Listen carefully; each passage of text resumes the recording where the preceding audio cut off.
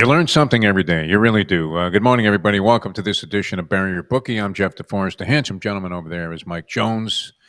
And Mike Jones is worthy of very high praise. In fact, I don't know that we could have had a better day. I was glad Mike came in yesterday. Scotty M had an appointment, couldn't make it. Last minute substitution. This is kind of like bringing Schwarber to the plate in the home run face-off there at the end of the All-Star game because it turned out well.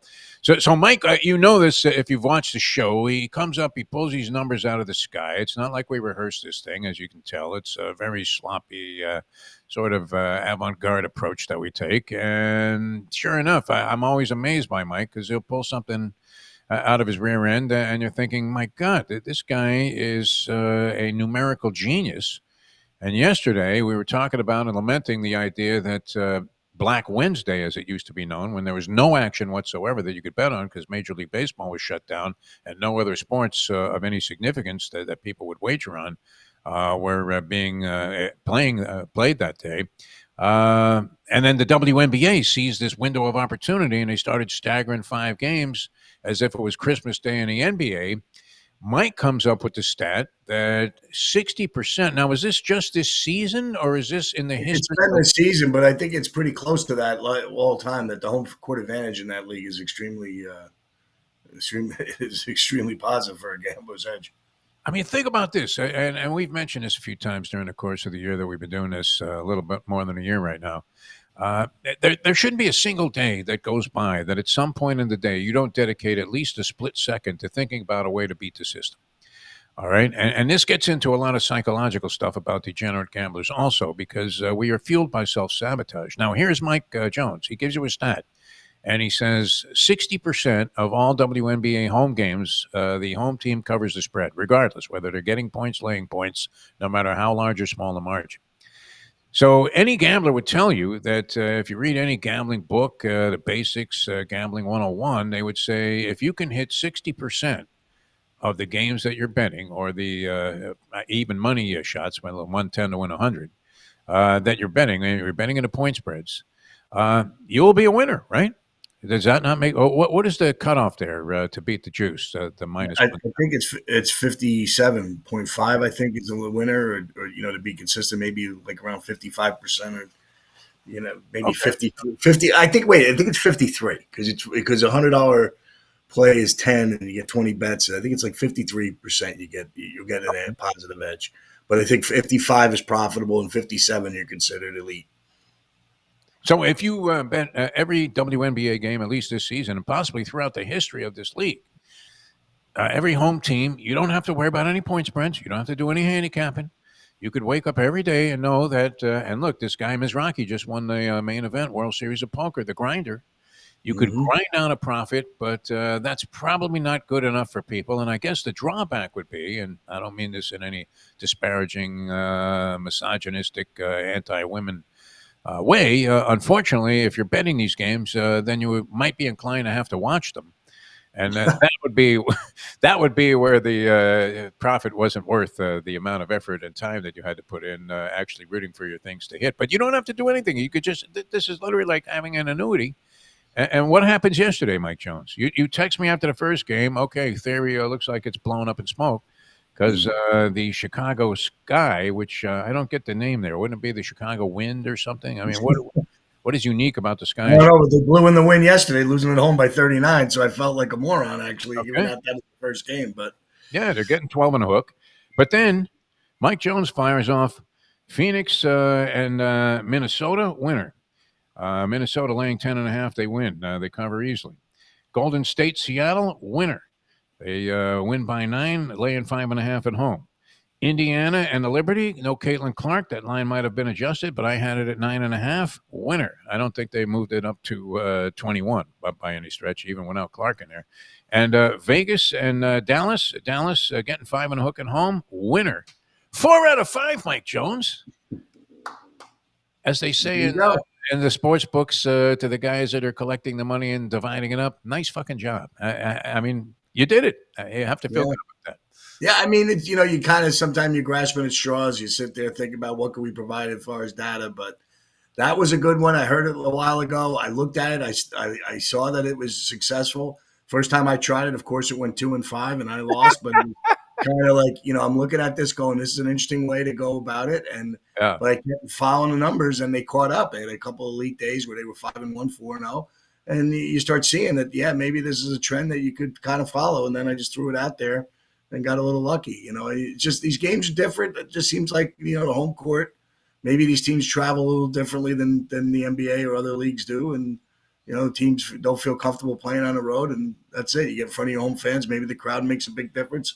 Energy is different. I don't know, but it seems that was an interesting stat when it came up to me, and they're always making you try to find props, but there's a good one. So keep an eye on it, and if you see something you feel is an edge or some information like it, it's on your team, home team. Know that you're close to a winner, a decent gambling winner before you even make the bet. So if it's the information you find out is good for your side, maybe that's the one. Well, there are theories that have been in existence, many of them for years and years. I don't know if they're still applicable, but and I doubt that people have the patience to do this anymore because everybody wants instant gratification. I mean, that's the Gen X type of philosophy. But one was bet against the defending Super Bowl champ every game in the ensuing season against the spread, and you would have ground out a profit. And the other was the baseball theory about the 3-game streaks. Whenever a team hits a 3-game winning or losing streak, a wager on them to continue that streak on either side, whatever it happens to be, wins or losses, until they break it. And you would make a profit every year if you did this from day one. But who has the patience and the discipline to do that? Right. Start out. I mean, that's the thing. And is there an excitement quotient there? I mean, you're going to win. Do gamblers, as we say, fueled by their own self-sabotage, just take a look at something like that and say, yeah, well, that's bullshit, Mike, because who wants to grind out profit like that? Yeah. Like it's better than losing your money, though, doesn't it? I don't know why. I'm thinking no, you're not it is. inclined to go ahead and do this. Yeah, I would think it is. It's just, especially today with there's so much to bet on.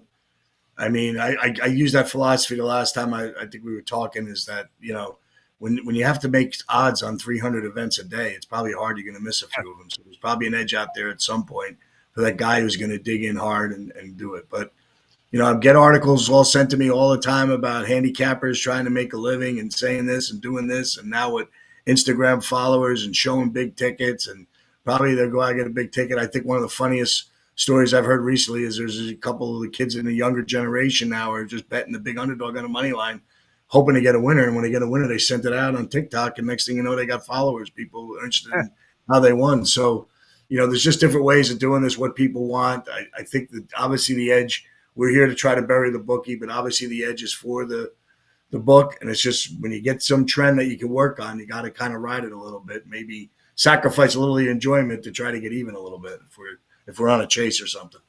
4 out of 5, kid.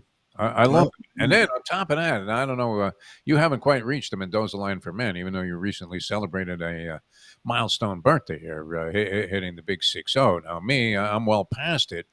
And I don't know how long it's been. I would imagine you haven't experienced this yet because the Mendoza line for men used to be 54. That's when things start falling apart. All of a sudden, when you go to the doctor and he gives you that look, it's something a little bit more serious than usual. And then, of course, the other thing is the testosterone levels. So I was thinking, when was the last time, I don't know, a delicate way to put this, when was the last time I woke up with an erection while not being beside a woman? And, and that used to be a thing, right? When you were a kid, you were laced with testosterone. It's like, whoa, man, down boy, I got to get dressed. But as time passes, so does that ability, I guess, to raise hell.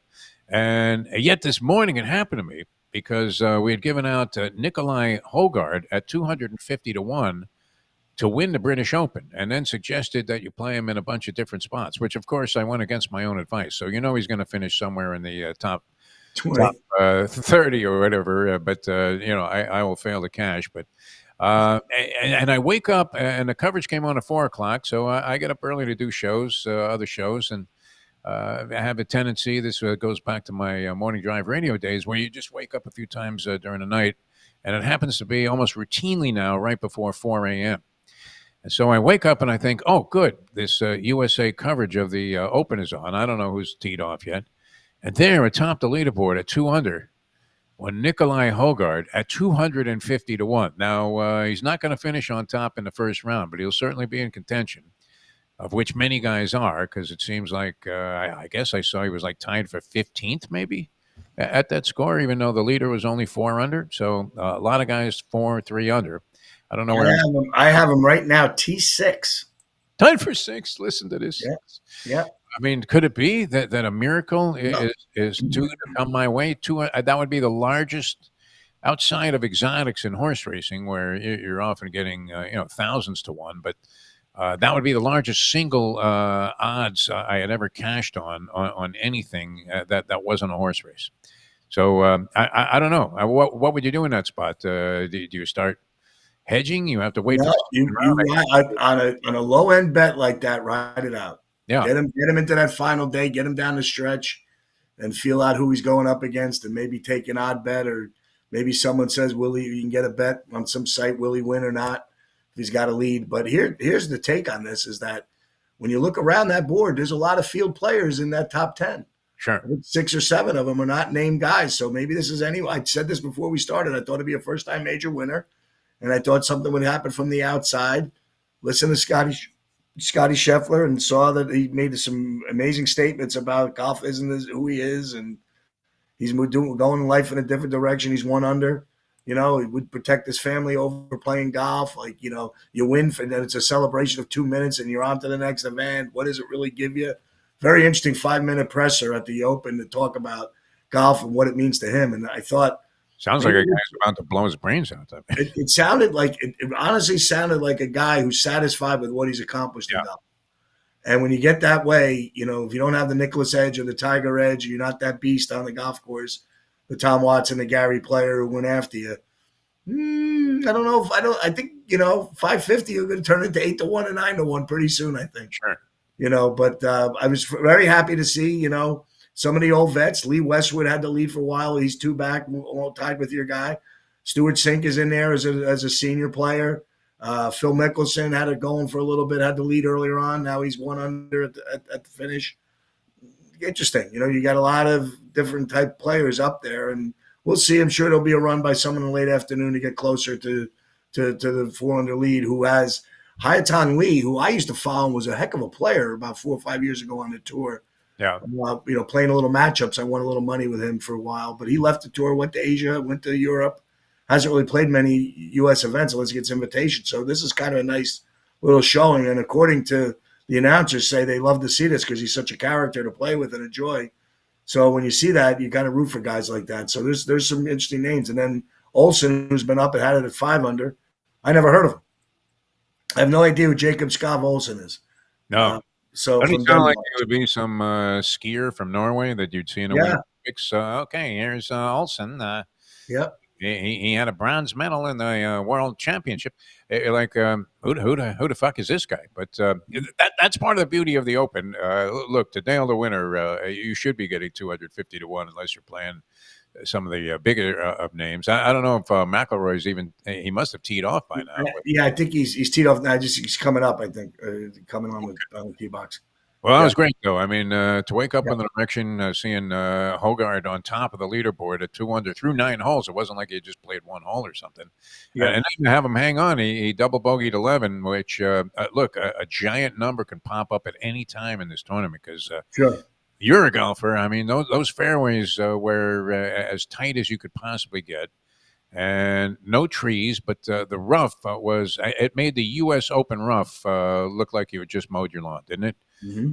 As wow, I mean, I saw Patrick Harrington, who I think was like 4 over for the round. He hits a ball just off to the right, and there were 5 guys with machetes that were trying to chop down the rough so he could even find the ball. I don't know what the outcome of that was. I believe he might have double bogeyed that hole, but but I'm not sure if he got a drop or something because you talk about an unplayable line. They couldn't literally. There were like 10 guys in the area that were pointing to the spot where the ball landed, and they still couldn't find it. Right. Yeah, it's amazing like that over there. Yeah. Yeah. So that's why they tell you when you play over there, you got to pay attention to your caddy. Take one and listen to every word he says. Yeah. My friends who've played over there, I haven't had the opportunity to play over there, but they tell me all the time, just listen to whatever the caddy says, hit it where they tell you. even though it's not the way you probably want to play. And I know I like to play my own game, but I would probably, if I get that opportunity over there, I'd probably listen to every word they say. So you might want to consider, if you're a caddy out there, talking to the local looper and say, come on, let's go and walk with me and tell me what I'm going to look at on this golf course, which I'm sure they all do. The caddies are pretty efficient like that. Very wide open tournament, though, as we Yes. speak. And so it does seem like the move away from the chalk probably was Yeah. fortuitous. And hopefully we'll cash this guy. Maybe he makes the Yep. top 10, and we end up getting a price of like 13-1 just for that. Or it could be hopelessly out of it by midway through tomorrow. So Right. we shall see. All right. What's on the board tonight, Mike Jones? Is there anything that we can say? No, we got summer league. I think what we really should do is talk a little NFL futures. Okay. I mean, just when you sit there and look at it, and I'll start with my Giants. A lot of people on the under Giants, but there are some guys in VSiN and other people say they're going to be competitive. But for the most part, because we're under 155 a lay on 5.5 wins, people think the schedule, what we could overcome. I'm doing a deep dive into this, and I believe that our bug is the injury bug. We've lost the most games for starters in 10 years string. We've lost the most games for starters, and I think that's the whole thing. We all know that, like the amazing part of Joe Flacco. Let's go back a couple of years with Cleveland, how he was a fourth-string quarterback, and Cleveland was devastated. He made a run and took them to the playoffs, even though they lost in the first round. What an accomplishment to take a team like that. And we knew that certain teams did have injuries, and Seattle got there one time with 3 or 4 different offensive linemen and had good depth and good coaching. With the Giants, it's been kind of hard. And I think what real comes down to is our left tackle has to stay healthy. We have to get better quarterback play. Our quarterback room is improved. And everybody that I know that was sharp last year to bet against the Giants to be an under, which I was surprised about. And when I say it, they came down and threw some big money. Down here, Hard Rock throws out these totals in May, just after the draft, and no other outlet has it. So these guys would fly in from Vegas to come to Florida to make their bets at the Hard Rock on these over-unders. And one of my guys showed me a bunch of tickets, and he had a big number. I don't want to get into it, but a huge number on the Giants under. And I'm like, what? And then we started talking about it, and he just said one word, and he said Daniel Jones, and he turned out to be right. That the sharps and the people he was listening to feel that Daniel Jones was an issue. Now he's in Indianapolis competing for a starting job, and there's rumors he's got a chance at it, which would be overly surprising. But to me, they were right, because I was watching him. I thought once the left tackle got hurt, the season got derailed. So we don't have that problem this year. Now, if we get the people to stay healthy, we're 6-8 with him over the last 2 years when he's healthy. I think that's going to be the problem. We've upgraded our defense. We have the young draft pick, Abdul Carter. We picked up a great player down here who everybody likes, Javonte Holland from Miami. We took him, brought him on, and made him one of the highest paid safeties in the league. Great leader, it seems like. I know people who we podcast in our local studio. He had a podcast here, and it was highly spoken for by the podcaster who didn't know him, but just thought he was such a great kid, which I think is positive. I think what you're establishing now, it seems, in sports is a culture, which the Heat have relied on for a while. And I think you want to get that kind of player that can be a leader and be a high-quality guy. I think the Giants made a very interesting move this year by re-signing Darius Slayton, who, by the way, as a fifth-round pick, has led our team in receiving 4 out of the 6 years as a pro. We signed him to almost Barkley money. Why? Everything you read about him, he stood up for the quarterback, just seems to be a high-character guy. And I kind of like that, to build something in a locker room when you're down. Going back to my year in the Giants in 84, we were struggling in 83, very similar, coming off a 3-win season. And Bill Parcells would tell me the story of, I could be out of here very quickly. And my fun little Parcells story I'll give you, that he and I had a good relationship. I told him he made the right decision. He laughed at me for quarterback. He picked Phil Simms over a journeyman named Scott Bruner, who had been played, who took the Giants to the playoffs in 81 when Phil was hurt. And I said, he got the right guy. Phil Simms throws for 4,000 yards. We win our first 2 games, division games like the Giants. I've used this on the podcast, explaining this, how there's a lot of similarities to where the Giants could go from Bill Parcells' second year. And in his Hall of Fame speech, which you can see on YouTube, he brings up the 83 to 84 turning point when he was 3-12-1, then making the playoffs at 9-7. He said it all could have went away. And there were reports on this that Jimmy the Greek was talking. If people don't know what Jimmy the Greek was, he was the handicapper. And Brent Musburger would ask him a question. Bill Parcells is under a bunch of pressure. And he said he's in trouble if he doesn't get off to a start. And we would start off 2-0 and 3-3 and had a tough game with the Redskins in Washington. And I think this is where the Giants got to go. You got to take these first division games, hopefully get a split, maybe sneak 2 in, Dallas is coming with a new regime there, a lot of change there, different coaching staff, a lot of high expectations for the Commanders. So the Giants' schedule, everybody says is hard, but there might be some openings if we stay healthy. So defense should be better. I'm going to go Giants over 5.5. What kind of price are you getting I'm or laying? getting plus 125 and 5.5. Plus 125. Sweet. Yep. Brilliant dissertation there on not only Giant history, but their possibilities here. Yes, you would have to think Russell Wilson will be an upgrade over Daniel Jones, who for some reason I actually thought coming out of the draft, and you're always convinced everybody's got a great highlight reel. And I remember watching Daniel Jones' highlight reel from college. And I thought, wow, this guy doesn't look half bad. And then there were times where, as they say about the horse they're picking for last in a race, where he showed signs of life.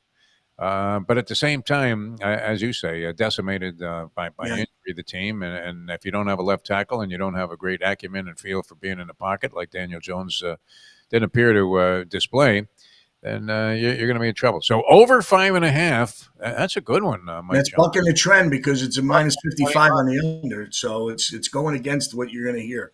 So I'm doing it. Maybe my heart's in the way here of my brain. But I mean, your heart is right there on your forehead. We can see it. but yeah, and then I tell you what, going into New York again, the Jets are 5.5 minus 155. Okay. The other side. So I made a bet with a guy the Giants are more. I don't see the Jets having a lot of problems. I think they might have gotten a quarterback that they like. Re-sign Garrett Wilson, may make their high guy, the biggest, one of the highest paid receivers in the league. He's got to be happy. And, I thought he got a little better under Aaron Rodgers. They signed Sauce Gardner yesterday. So the Jets are dumping some money into their team. Now we're going to test the coaching staffs. This is going to be about, do they kind of relate to Aaron Glenn, the ex-Jet, and now new head coach who was successful as a coordinator in Detroit. So I kind of might like the Jets over. I think the division could be a little weaker. A lot of people praising New England now with Mike Vrabel. I think unlike Jets getting a big jump on their coaching move, boy, it seems like the New England's getting a huge jump on their coaching move, change with Mike Vrabel and the moves that they've made. And then you have Miami, who now the struggles are interesting. Yesterday I heard Paul Feinbaum talk about a return of Nick Saban to the Dolphins. If Nick bought a house in Jupiter, and that if he can get Miss Terry to sign off on this, that maybe if there's an opening, if McDaniel struggles, that maybe a return of Nick Saban down here in Miami was a rumor that Paul Feinbaum started spreading yesterday. And who knows, Saban better than the SEC guys. So a lot of fun things that could be disruptive. And is it that easy for Buffalo? Everybody's saying Buffalo's the pick. Buffalo's going to win that division. No chance that Buffalo doesn't make this run this year. A lot of pressure on Josh Allen. He just never seems to get over that hump. I love him as a player. I think he's as good as anybody out there. But, Buffalo's got changes. They made some changes in their team, and, they all have to work. So NFL's a fun game. A lot of overturning rosters on every team. So we'll find some more as we get closer to the time. But, yeah, the Jets might be an over two, I think, just because of the way the division is set up and the praise they're giving the other teams. And hopefully, as being a fan of down here, living in the area, we hope the Dolphins can put forth a product that we can be fans can. Yeah, I have to say, not a lot of optimism surrounding the Dolphins from the people that analyze the team. I've talked to several guys that are constantly on the Dolphins beat, and they're talking 7-10, 8-9. I haven't heard anybody have them with a plus 500 record. Interesting point was made to me by a writer named Dave Hyde, who, of course, you're familiar with from the Sun Sentinel here in South Florida, but may not be as familiar around the country to the viewers of the show. But very sharp guy. Been with the paper there. I think he's the only guy left, actually, besides one other writer, because the sports section has been diminished from like 25 guys down to 2 or 3. That being said, he made a brilliant point. He said, what the problem with the Dolphins when it comes to coaching and administration is that they have every guy in a job one slot above where he probably should be. Interesting. This was specific to Mike McDaniel, the head coach. Assumption being he would be great as an offensive coordinator. As a head coach, he seems to be lacking something, even though in the beginning he's a media darling because he's very good with the media. And he says things that are not typical coach speak. So it makes it a lot more fun to cover the team from that standpoint, but that doesn't win you games. And that Chris Greer should probably be in scouting somewhere, but in no way should be the general manager of the ball club, because teams just seem to take advantage of him, and he constantly is making what appear to be egregious sabotaging errors of judgment, and he may have done it again with the alienation of Ramsey, who's now departed, and of course they had to throw in Jonnu Smith, who was a great acquisition last year, and they replace him with one of your favorites, Waller, who was a giant but retired because he didn't have his heart in the game anymore. Hardly a good trade-off, you would think, considering how much Tua has to depend on his tight end, and you don't know what you're going to get from Tyreek Hill, because he declined last year in terms of productivity, and is always having some kind of off-field episode, which after a while has to get to be a drag. Maybe Kansas City knew something that the Darren Waller move is really interesting to me, because I have friends that were out, obviously in Vegas, are Raider fans, and when we traded for him, we gave up a third-round pick. Yeah, and I was thrilled, and we signed him to a 3-year, $51 million deal. And I thought, when I watched him in Vegas, I thought he was an absolute stud, top great. 5 tight end when he's right. The guys were telling me that he just wasn't focused on rehab and injuries. He was doing rap music, and he's had some psychological issues where he's done some shows on mental health with a couple of NFL players, some tight ends, and that kind of worries you. So if the Giants knew that, we're going to give out a big thing for mental health. And I got into a big discussion with somebody that, do you trade for that? And the feedback and bounce back I got from a person in mental health was basically saying that the Giants are making a mistake because they don't prepare them. They need mental health doctors to prepare for all this. And I think the one thing that we talk about, we don't talk about what we should at length, is the old story. 100% chance you're going to get hurt playing this game. Where is the mindset of the player? So maybe Waller checks out, pulls the hamstring like he does, a lesser injury, and decides, maybe I don't want to rehab it. I want to come up with a rap song and do music and stuff like that, which he did while he was hurt with the Giants. And, I just feel like this trade is really fascinating, that somehow he had some, psychiatrist that helped him, and now he wants to go back and play football. So I am going to be watching him like really with my eyes very closely to see if this is something that can really work. And then should teams put money into a clinic or some kind of advisory board for mental health for these players, that they want to have open discussions, because like you see it, the NFL is a different game than when I was involved. There's a lot of stuff that's going on, outside social media that helps get the game going worldwide. And I'm just not used to that.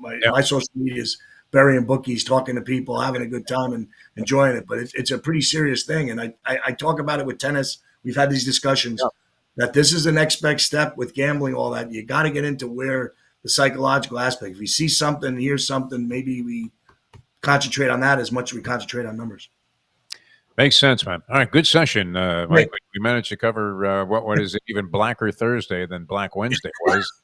We managed to make a score on Black Wednesday to the tune of 4 out of 5 on WNBA games, of all things, with the simple theory that bet the home team no matter what the spread. You don't even have to do any thinking, nothing. You don't have to talk to anybody. You don't have to research anything. Just go ahead, take the points or lay the points with the home team. WNBA, 60%. Grind out the 7% that you're going to make on all of your investments overall, if 53% is the cutoff.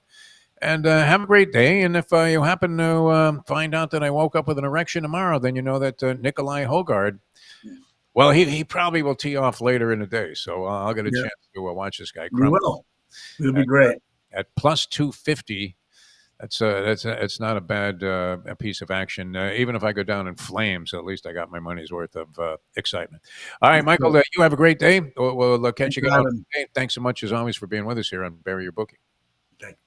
All right, Mike Jones, ladies and gentlemen, and we will see you guys tomorrow. The professor will join us. We'll try and work on a professor big board. We missed out last Friday, had some kind of technical issue, and so hopefully we'll have that for you tomorrow.